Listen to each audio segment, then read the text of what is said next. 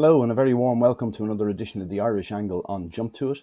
As usual, I'm joined by Johnny Ward and Emma Nagle, and we're going to discuss some of the topics in racing over the last week and a couple of other things as well. On today's show, we're going to look back at all the action that we had from Killarney, Kilbeggan, and across the water at the Ebor meeting. And we'll also look at some of the innovations and different technology. How do I say that?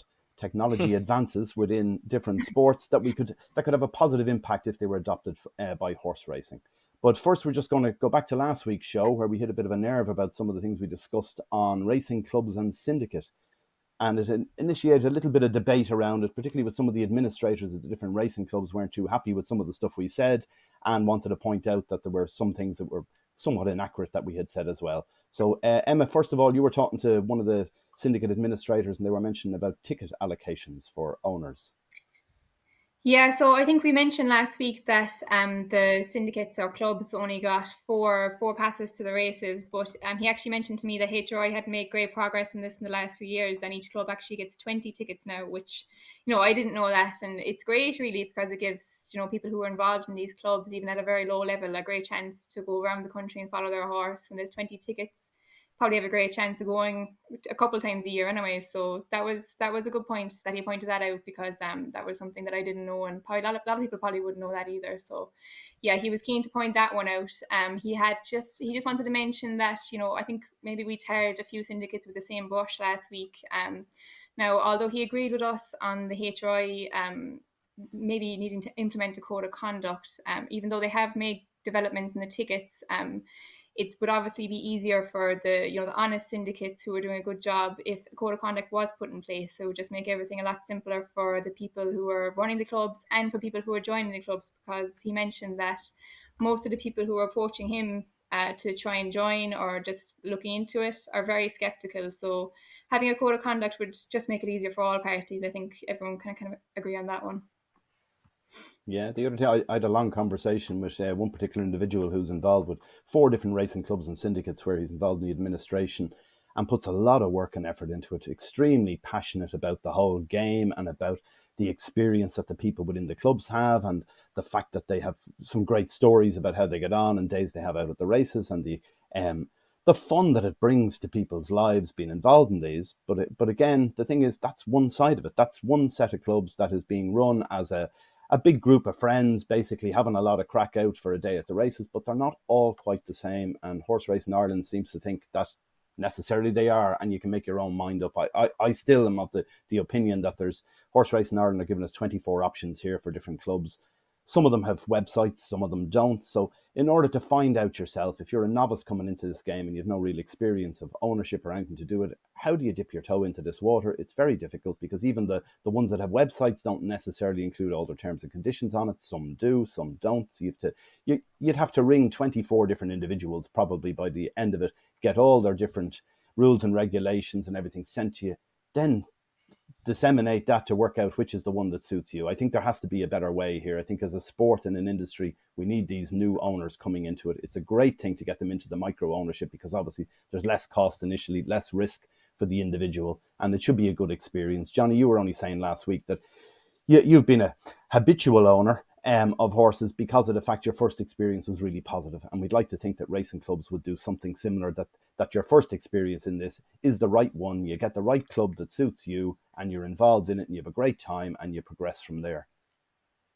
Yeah, and as you mentioned and Emma mentioned, and I probably said this last week because of my involvement and having run syndicates, the issue of the 20 tickets, like that's a definitely an incentive, and I'd like to apologize if I'd said there were four, because that's the way it was when I was in when I was involved with syndicates and still am, and that is the case with syndicates. But like I was in Kilbeggan on Friday, and Kelrev won for the Close Sutton Racing Club, and again it does bring a vibrancy to a race meeting that may not have it. And it was definitely encouraging, Vinny, we're not long into this podcast, definitely encouraging that we got so much feedback on it, because I know an awful lot of people are involved. But I think we would reiterate, what was the foundation for our podcast in the first place was looking after people and maybe making them aware of the pitfalls and the positives of getting involved in these things, because I still think it's a non-running story as well. We need people to go racing, and this is definitely a major help. But it's some syndicates are equal, and some syndicates are more equal than others, if that makes sense.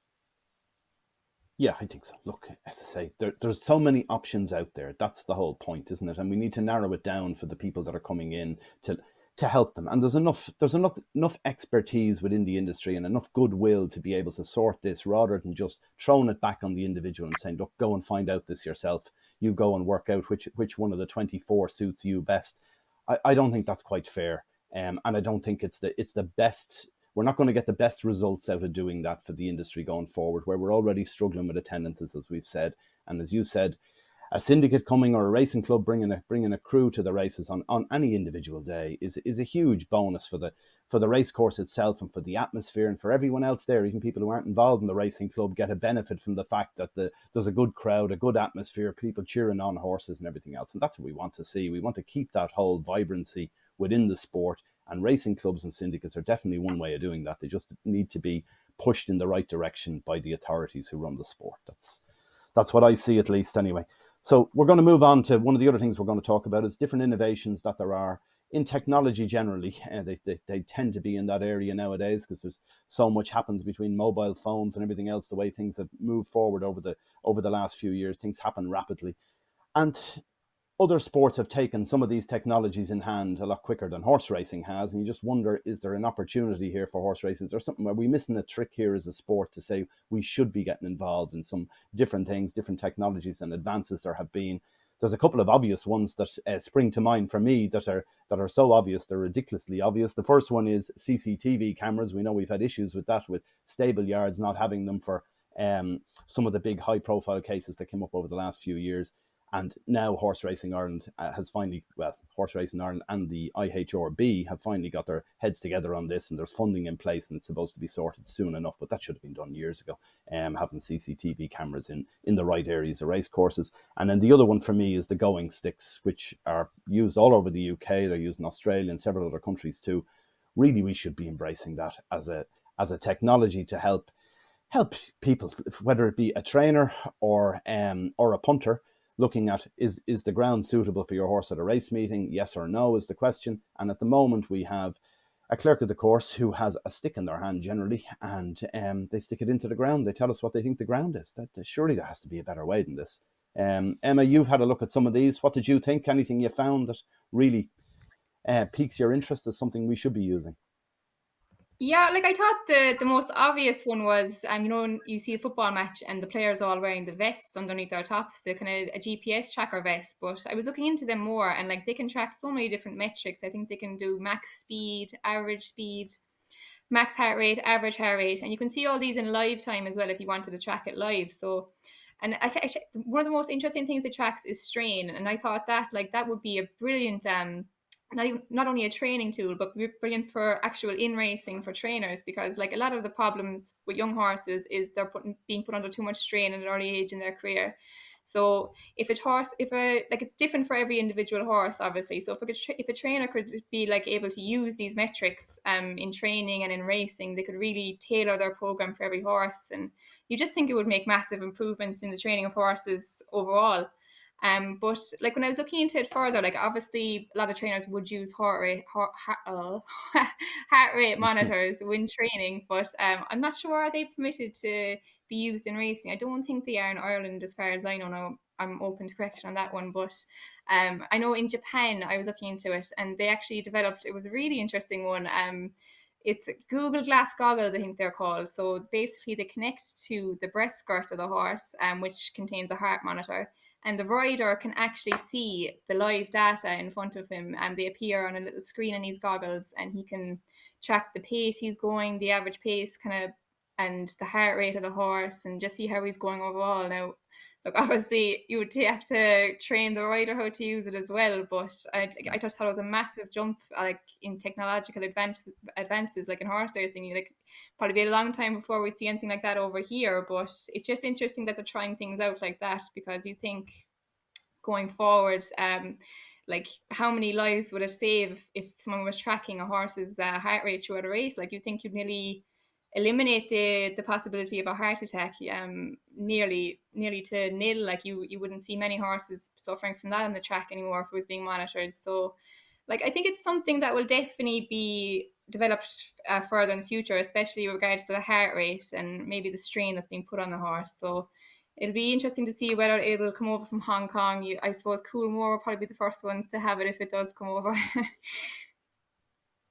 Yeah, it makes a lot of sense. Like this is one of the things. Communication is the big thing, isn't it? During a race, that whatever about the horse or the jockey communicating with the horse, as in riding it, but to be able to give data to the jockey in real time would be fantastic. And I've always Yeah. thought, you look at the likes of Formula One, the Formula One drivers when they're going around in the cockpit. Obviously, they've got all the instruments and that as you do in a car generally, but they obviously have far more advanced versions of it, telling them what's happening at every moment during the race. But you've also got a pit crew are in direct communication with them.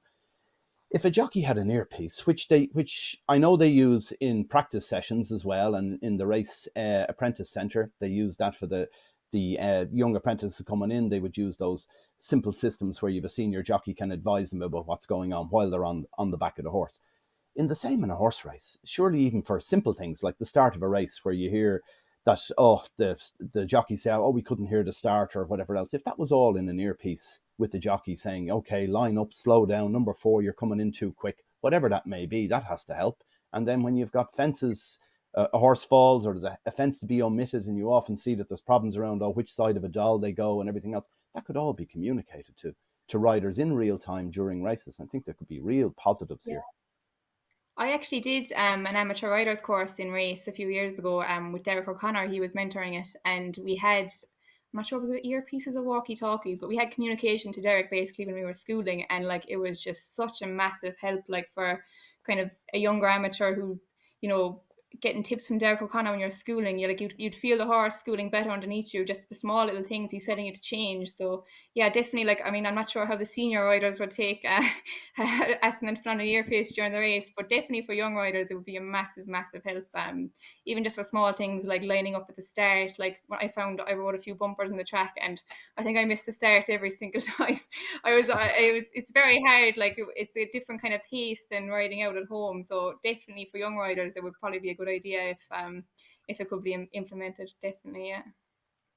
Yeah, the technology is certainly there. You see it in so many different sports that they're using similar technology to that. It should surely be a simple thing to organise. What about you, Johnny? What do you think? Anything you've seen that you think horse racing would benefit from?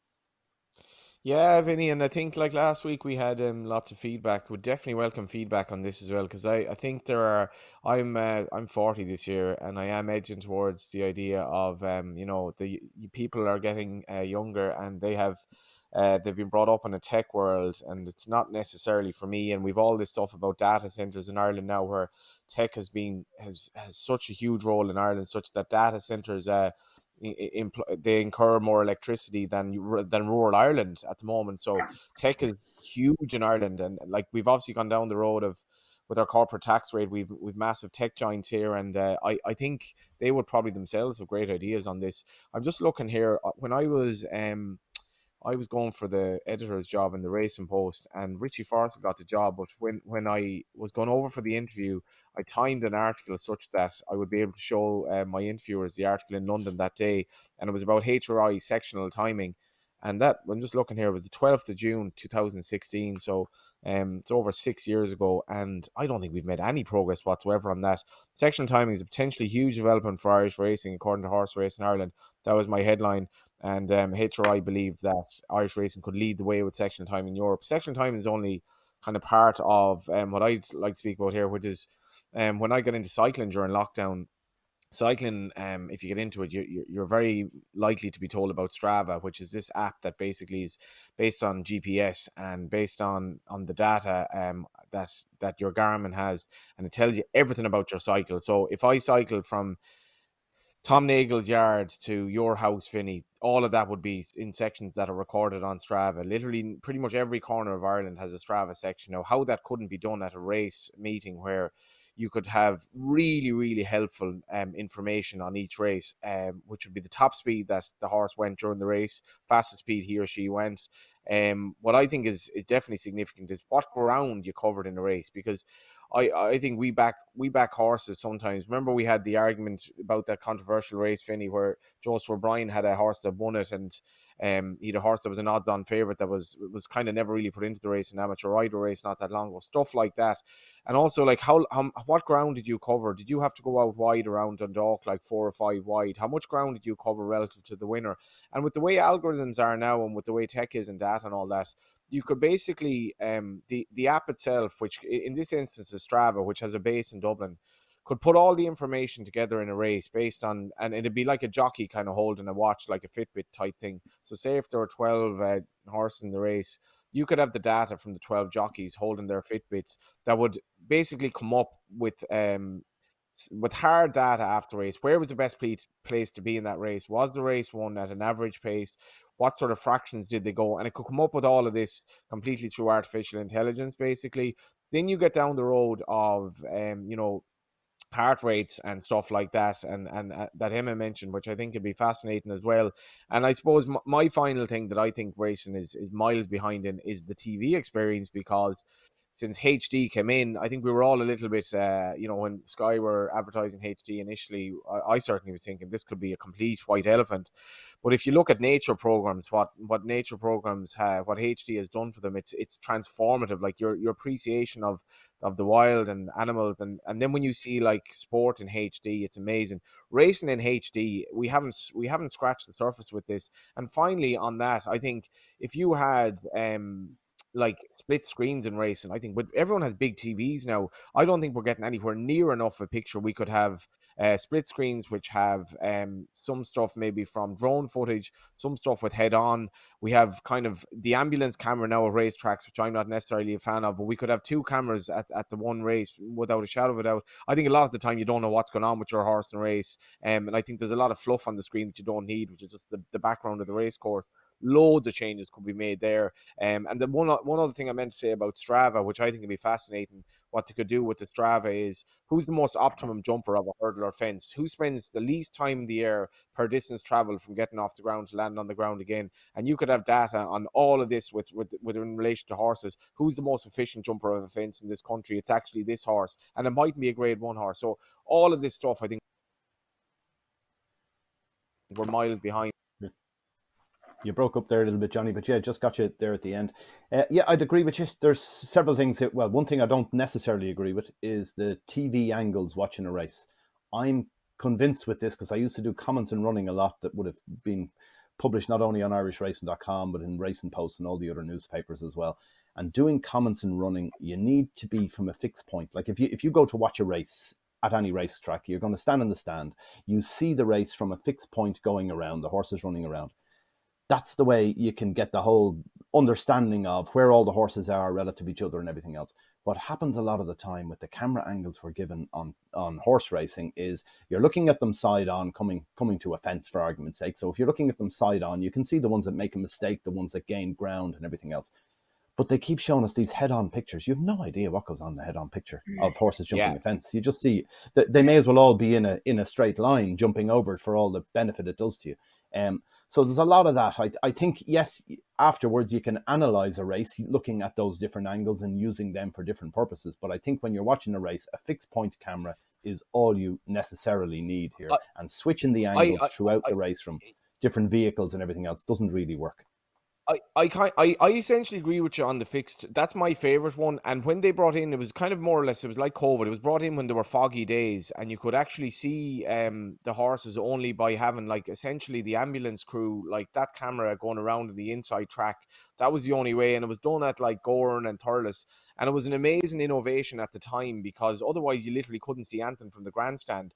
But that's kind of become almost like in vogue now, where a lot of race meetings, that's their camera choice. I'm not a fan of that at all, actually. I think you don't really know what's going on a lot of the time. As you say, Vinny, when at least if you from a fixed vantage point, like the old views of Leopardstown, you know what's going on. But I think with your TV screens now, there's no issue whatsoever with splitting the screen here. Half of the screen shows you the normal, and the other half shows something else, because a lot of what you see is absolute fluff. It's just like the wall in Tremor, or the sea maybe at another track, or the nice views in Killarney, but it's no good telling you who's first or second. So I think we can definitely innovate there. And I've spoken to Racing TV and like maybe Sky about this as well, and that there is scope for like the old red button where you could kind of pick which camera angle you wanted at a given time. And I think going forward that is the case. But I definitely think we can do more than what we do now, particularly in the days of HD when we're not really getting the beauty of the horse race itself. Yeah, I'd agree. Look, there's plenty of things there to mull over. Thoughts for obviously the big carrot in the room here, or the elephant in the room, sorry, is the fact that how Not much of do these elephants things today. cost? Yeah, no Yeah, elephants yeah. today. Like how much does it cost? Like that's the thing, isn't it? The sectional timing thing. I'd imagine that it's a cost issue is the reason it hasn't been developed fully. I'm not certain sectional timings are that important, but then again, I'm old school. I'm looking at the fact that these horses are not racing against the clock. That within a race, it's all about beating your opponent. It doesn't matter how slow you do that. Once you beat your opponent, that's all that really counts. But at the same time, obviously, that has an effect on future form, that you can see that the race was run slowly or whatever sections of it weren't done at the right pace that would make a difference to a particular horse and everything else. I can see that there's elements in it, and there's no doubt that big data, that's the whole point of it, isn't it? All the other sports are using that. Soccer particularly, there's all these Opta stats and everything else on it. Rugby the same. Look at the amount of information there is about, as you say, with the GPS tracking vest that they have on them as well. You can see where a player was all through heat maps of where they were throughout the match and everything else, and the amount of times they touched the ball and all that sort of data.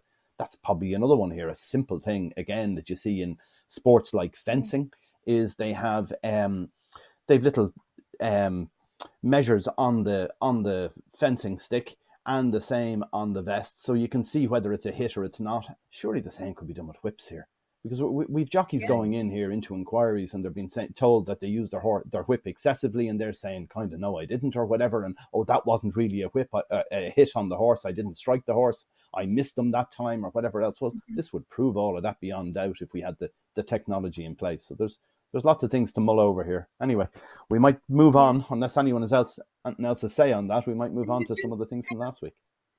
I did see just a kind of a small debate on Twitter a few months ago. Actually, it's kind of a really simple one about weighing the horses. That punters should get information about what weight a horse is coming into a race. Like, I mean, it's not really a technological advance, I suppose, but like you were saying, it's kind of a thing about cost as well. Not every trainer would have a weighing scales, but maybe they could weigh them going into the races and just kind of present the information. I suppose it might be too late then, but if they could upload it somehow. But if there's a way of doing it, like, I mean, it would definitely be a good metric for punters, because like with some horses now, a lot of the time it would be useless. Like for a horse first time out, I mean, who knows what's their optimum weight? But like if you think of a horse like Melina Indo, for example, Gold Cup winner. He's like kind of a notoriously kind of horse who will take a long time to get going. And like if you knew what kind of weight he was coming into his first couple of races in the season, you know, kind of get an idea of his fitness compared to maybe his Gold Cup winning weight. And it would just be probably be an aid for punters, right? To a certain degree. Now, how useful it would be for the majority of horses, I'm not sure, but it's definitely something that people have been calling for, from what I've seen. Well, Hong Kong has this and has had this for years. This is one of the things you talk about, the Google Glass version that they're using in Hong Kong with jockeys at the moment, trialing that. But this is something that's been in Hong Kong for years. Not only do you get all of this information around the weight of a horse for every run it's had and for its practice runs and everything else. So you can see how the horse's weight has come up or down at different times of the season and what its optimum is for its previous wins and everything else, because obviously all horses are different. But you also get to see them in their training, because they train on track as well at Happy Valley and Sha Tin. So you can see the work they did during the week, and you can also you get comments from the jockeys and the trainers before each race saying about, oh yes, he worked on Wednesday morning, we're very happy with him, he did a good sectional time, he did whatever piece of work that was necessary, and so on. And you get the weight of the horse and all that other information.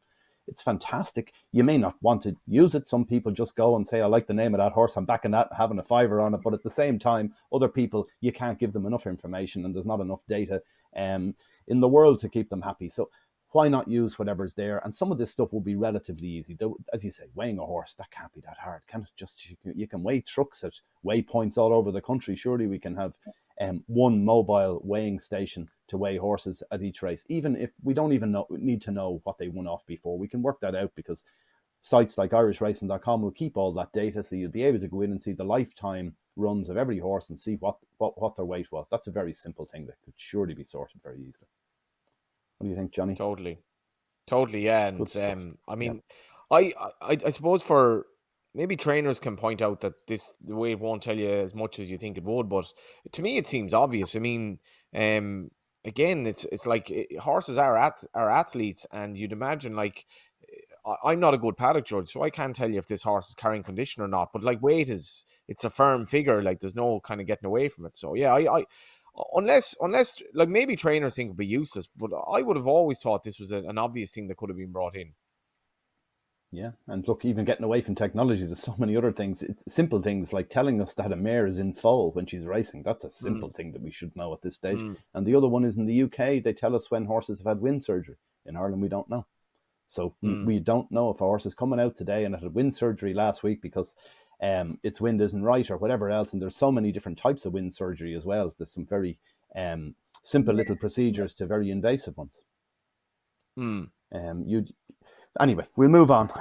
Look at last week because we're running out of time here. We'll look at last week. Lots of things happened last week. We had, first of all, we had York Ebor meeting with Baaid. Most impressive, stepping up to 1.25 miles in the Juddmonte International Stakes. What do you think of that, Emma? Have we got a world star here in horse racing?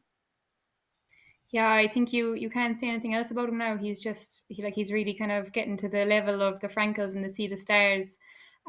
His next race now will be interesting. I think William Haggis mentioned that he'll either go for both either the English, the Irish, or the English champion, or else just the Arc. I think that's what he said. But look, I'd love to see him go to the Arc because it would be kind of emulating his father's successes, and he's just very like him, and he looks physically very like him, and just the way he runs, he's very easy to manage, and he's just lovely attitude. So he reminds me a lot of See the Stars. Like I think it's kind of hard to I think you can't bash him too much now. People are kind of saying, oh, what's he beaten? But he can only beat what's put in front of him. And I thought the performance at York was probably the best I've ever seen him. Look, I'd love to see him come to Ireland as well. Obviously, I think it'd probably be a sellout day. Like everyone will come up to see him that day. But I think the Arc would be the one I'd love to see him in the most. I think like the trip, people are questioning the trip, but I couldn't see him having any trouble with it. He stepped up there last week, and he looked like he loved every extra yard. So I don't think the extra few furlongs at the Arc would be much of a problem for him personally. Yeah, I'd agree. I'd love to see that ultimately. We're probably not going to see it, but it would be a joy to see because this is some horse and one of the best we've seen in many a year, I think. I thought the step up to 1.25 miles, he looked a much better horse, and he had over a mile, which is hard to believe at this stage. But like Mishriff is a fair yardstick in second, beats Mishriff 6.5 lengths. Any horse beating Mishriff 6.5 lengths over 1.25 miles at York has to be a good horse, no doubt about it. What do you think, Johnny? Irish Champion Stakes would be fantastic for us from an Irish point of view. It would, and you know, we're doing kind of themed shows here, and the idea of whether the good horses attract the crowds anymore in Ireland when Laytown gets a bigger crowd than the Guineas, for example. I think there's a debate there because I remember See the Stars. He's run in Ireland. He's only run in Ireland, as a 3-year-old was when he ran in the Champion Stakes, and I think there was 9,500 there, but like it wasn't as if the place was thronged. So it'd be interesting to see if his son can come back. He kind of does remind me of a cross between Frankel and See the Stars, if you know what I mean, because he races a little bit exuberantly, but he has a serious turn of foot. I was actually surprised you could back him at sort of 4-9, 2-5, because there was absolutely nothing to suggest he wasn't going to get 1.2 miles. Like his brother is a 1.6 miles horse, Dan was a 1.2 miles horse. He's by See the Stars. He made his debut over a mile as a 3-year-old. So how is he not going to get 1.2 miles? It's not like he pulls the arms out of Jim Crowley when he races. At the same time, this was the first time Jim Crowley really went after him. It was almost like, right, show me how good you are here. And if you're to believe Race Post ratings, 138. So he's in the kind of the position now of being like essentially one of the best horses we've ever seen. I would love to see him in the Champion Stakes. As Emma says, there's a real history of See the Stars here where if he were to go for the Arc and one other race, that'd be 6 races, 6 Group 1s, which is what his dad did as a 4-year-old. And his dad did it obviously the year before, but it would be this in one campaign, and then to stretch it out to 1.5 miles. I think he would get 1.5 miles. I mean, that was an extended 1.2 miles at York. And if the ground came up bottomless, they could make a decision with the Arc. But you're dealing with a horse here with massive stallion potential. I know he's his owner obviously has passed away. He's, so she Camden has passed away. But if I did own the horse, I would be a little bit precious about him going to stroke unbeaten. I'd love to own a horse that was unbeaten at the level he is, but I'd love to see him come to Leopardstown, where he would essentially be the greatest certainty of all time. And in terms of the breed, I'm going to talk briefly about another stallion who's had an unbelievable weekend. But what could he be like as a stallion? Because he's such a beautiful horse physically. Relaxes nicely in his races, real turn of foot, and now has this pedigree as well by Sea the Star. So it's brilliant for racing, I have to say, and I'd love to see him at Leopardstown. Yeah, I'd second that. Definitely love to see him in Leopardstown. I'd also love to see him in the Arc. They'd be the two I'd like to see him go for, but I'd say there's no chance of that happening, whatever way it works out. Just looking at the rest of the week last week, we had Killarney. There was a very interesting story. First race on Thursday. Eddie Lenihan. What a performance that was. He'd a horse called Malbay Madness, £7 out of the handicap, and back from 18 to 1 into 15 to 8 favourite, gets up by a nose, which is significant in itself, but even more significant is the fact that Eddie Lenihan was heading back to Killarney on Saturday to get married. So he paid for the wedding, the honeymoon, the house, the whole lot sorted in one fell swoop on Thursday afternoon. What do you think of that one, Emma? Did you follow that one? Yeah, it was a lovely touch for them to get, wasn't it, in the week of his wedding. Eddie wouldn't have too many horses for the track, I don't think. He'd be mainly a breeze-up operator, but I think he said he couldn't sell this fella, so they held on to him. He must have been one of the lowest rated horses in training. I think he was 47 he was running off, so he was lucky to even get into the race. But I think he said he worked with a good horse during the week, so they were pretty confident coming into it, and it was brilliant to see them get the bit of a touch on the week of the wedding. I'm sure they're celebrating still. And you were telling me off air before we came on that you were at a wedding last weekend as well, and probably paying a little bit more for gin and tonics than Eddie was down in Killarney. Yours was in the Cashel Palace, which is one of the hottest spots in the country, we hear. The whole country seems to get married this weekend. I don't know, there was something in the air, I'd say. But yeah, I was down in Cashel Palace, and it was lovely, really. I think it was one of the first weddings that was held there, so it was kind of really racing themed hotel. I was laughing. I went into the toilets a few times, and I wasn't sure if I was after having too many drinks, but I could hear the Coolmore Derby winners playing over the radio on the toilet. So I had to ask someone, was I hearing things like? Because I kept hearing Australia winning the Epsom Derby. So, but it was a nice touch. I think it kind of added something to the experience, because a lot of people at the wedding would have been into racing, so everyone kind of got a good kick out of it. You were saying €19 for a gin and tonic. I don't think I'd have been too drunk myself going into the toilets at that particular venue. Yeah, I'm not sure exactly how much they were, but they were. I won't be looking at the bank account for a few days now. And Johnny, you went off to Kilbeggan on Friday, you were telling us, and you saw Rachel and all the adulation she was getting. Yeah, I was doing it was the first time I'd done a presenting slot for Racing TV, and it was a nice way to do it because it was a fairly busy night, so a lot of it was sort of Racing TV extra, and again, I actually really enjoyed it, just meeting the characters. But Rachel, she did have a winner in the novice chase later in the card. But she was absolutely mobbed after every race, and it was like there was one particular moment where a mother said to her daughter, as the daughter was going in for a selfie, something to the effect that you could be like her. And it was just one of these moments where it's like, sometimes we go on about, oh, Rachel this, Rachel that.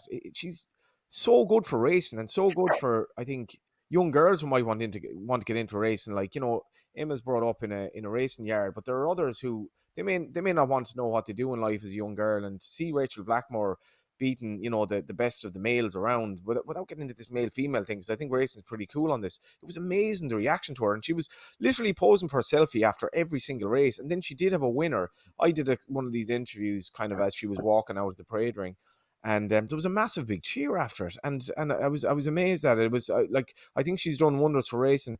The other thing that struck me from the week's racing, Vinny, was No Nay Never. I mean, he hasn't had a classic winner yet, but what a weekend he had. Blackbeard in France, Meditate, who's now favourite for the Guineas. I thought she was a great price for the Guineas sort of the last few weeks because she looks like a powerful 3-year-old. And Aesop's Fables as well was a massive drifter winning the futurity. 3 horses by No Nay Never, and not to mention Little Big Bear, the best 2-year-old around. So whatever by Edelby is a stallion, No Nay Never is massively going places, and Aidan is reaping the benefits post Galileo from him. Yeah, no, he's flying with that.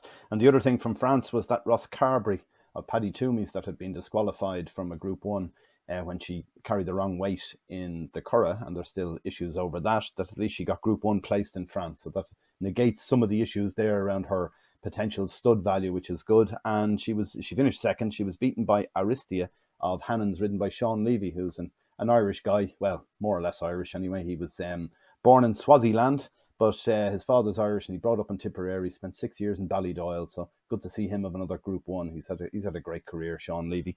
And then one last thing was the RDS. Emma, we saw that racehorse to riding class. That was an interesting event there, and well, the RDS in general is a great few days and fantastic stuff. Ireland winning the Aga Khan Cup and everything else. Yeah, no, I was disappointed. Now my wedding was on the same day, so I didn't get up to see them. I was mad to see Duvan. I'm a member of the Duvan Super Club.